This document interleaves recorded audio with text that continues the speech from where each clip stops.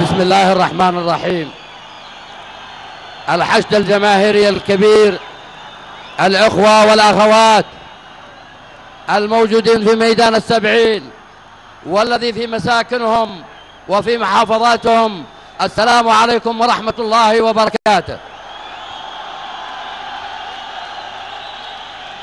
لا يسعني إلا أن أتقدم بالشكر والتقدير لكل جماهير شعبنا اليمني العظيم في الداخل والخارج، مع الموجودين في العاصمة والمرابطين في المحافظات، على هذه المشاعر الطيبة، على هذه المشاعر الفياضة. ولن أرد على أحد، ولكن الشكر والتقدير لأبناء الشباب والشابات، لأبناء الشباب والشابات، لكل جماهير شعبنا اليمني العظيم.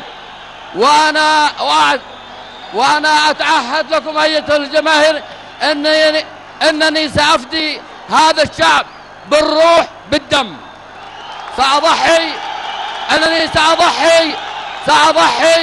سأضحي بالدم والغالي والنفيس من أجل جماهير شعبنا اليمني العظيم.